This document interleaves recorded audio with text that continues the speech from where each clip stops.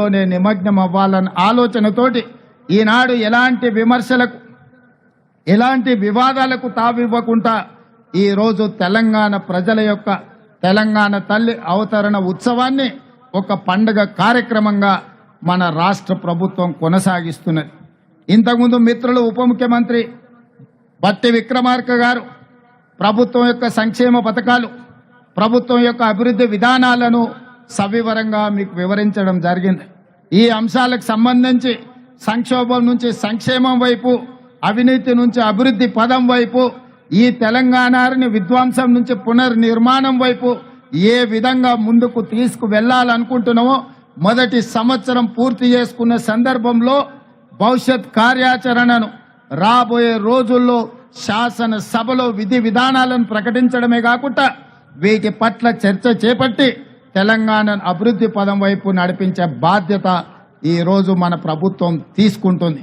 అందుకే మిత్రులారా, తెలంగాణ ఉద్యమం సందర్భంగా సర్వం కోల్పోయి ఈరోజు తెలంగాణ ప్రభుత్వాల నిర్లక్ష్యానికి గుర్తింపుకు నోచుకోక ఇబ్బంది పడుతున్న కొంతమంది కవులను, కొంతమంది ప్రముఖులను ఈరోజు గుర్తించాలని, గుర్తించిన వాళ్ళను గౌరవించాలని, గౌరవించిన వాళ్ళను సన్మానించాలని, సన్మానంలో భాగంగా వాళ్లను కొంత ఆర్థికంగా కూడా ఆదుకోవాలన్న ఆలోచన ఈ రాష్ట్ర ప్రభుత్వం చేసింది.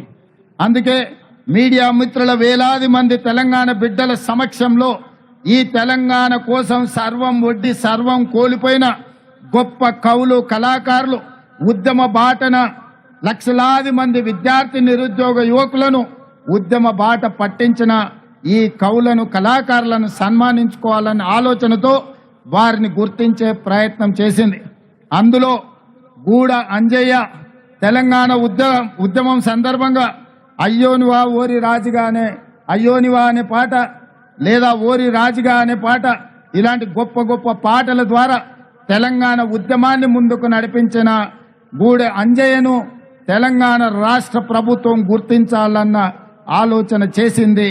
అదేవిధంగా గద్దర్ అన్న అంటే మీకు తెలుసు. గద్దర్ అన్న గురించి నేను పరిచయం చేయాల్సిన అవసరం లేదు. గద్దర్ అన్న గురించి తెలియని వాళ్ళు ఈ 4 కోట్ల జనాలలో ఎవరూ లేరంటే అతిశయోక్తి కాదు. వారే కాదు, బండెనుక బండి గట్టి ఈ పాట పాడని వారు, ఈ పాట వినని వారు లేరు. బండి యాదగిరి కుటుంబాన్ని ఈ రోజు తెలంగాణ రాష్ట్ర ప్రభుత్వం గౌరవించాలని నిర్ణయం తీసుకున్నది. అదేవిధంగా ఇంతకుముందే సన్మానించుకున్న అందశ్రీ గురించి నేను కొత్తగా చెప్పవలసిన అవసరం లేదు.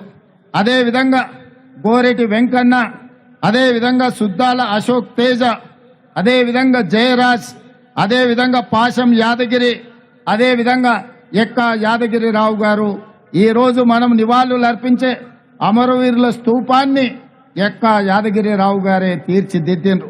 ఈ 9 మంది కవులను, కళాకారులను తెలంగాణ రాష్ట్ర ప్రభుత్వం గుర్తించడమే కాకుండా వారికి ఫ్యూచర్ సిటీలో 300 గజాల ఇంటి స్థలాన్ని ఇవ్వడమే కాకుండా ₹1 కోటి నగదు ఇవ్వడం ద్వారా ఒక తామర పత్రాన్ని తెలంగాణ రాష్ట్ర ప్రభుత్వం ద్వారా వారికి ఇవ్వడం, భవిష్యత్ తరాలు వాళ్ళ మనుమలు, ములి మనుమనులు ఆ తామర పత్రాన్ని చూసి తెలంగాణ రాష్ట్ర ప్రభుత్వం వాళ్ళ కుటుంబ సభ్యులను గుర్తించింది. తెలంగాణ ఉద్యమంలో వారి త్యాగం, వారి పోరాటం ఎంతో స్ఫూర్తిని నింపింది అని చెప్పి ఈ 9 మంది కవులను, కళాకారులను తెలంగాణ రాష్ట్ర ప్రభుత్వం గుర్తించి సన్మానించాలనుకుంటుంది. అందుకే వారికి తామర పత్రాన్ని రాష్ట్ర ప్రభుత్వం అధికారికంగా అందించడమే కాకుండా వారికి ఒక ఇంటి స్థలాన్ని, వారికి ₹1 కోటి నగదును వారికి ఇవ్వడం ద్వారా ఈ ప్రభుత్వం, ఈ 4 కోట్ల తెలంగాణ ప్రజలు మీ త్యాగాలను మరవలేదు. మీ త్యాగాలు చరిత్ర పుటలలో, మీ పోరాటాలు మా మెదళ్లలో శాశ్వతంగా ముద్రించుకుంటాము. మిమ్మల్ని గుండెల్లో పెట్టి చూసుకోవడమే కాదు, 4 కోట్ల తెలంగాణ ప్రజలు, తెలంగాణ రాష్ట్ర ఆకాంక్ష ఉన్న ప్రతి వాడు మిమ్మల్ని భుజాల మీద మోస్తారు అనే ఒక సందేశాన్ని అందించడం కోసమే ఈ రోజు వీళ్ళను గుర్తించడం జరిగింది. వాళ్ళకి ఇంటి స్థలమో లేకపోతే ₹1 కోటి ఆర్థిక ప్రయోజనం కోసమో ఈ రాష్ట్ర ప్రభుత్వం ఈ కార్యక్రమాన్ని చేపట్టలేదు. 4 కోట్ల తెలంగాణ ప్రజలు మీ త్యాగాన్ని, మీ సర్వం వడ్డడం వల్ల ఈరోజు తెలంగాణ రాష్ట్రం వచ్చింది. అందుకే ఈ రాష్ట్ర ప్రభుత్వం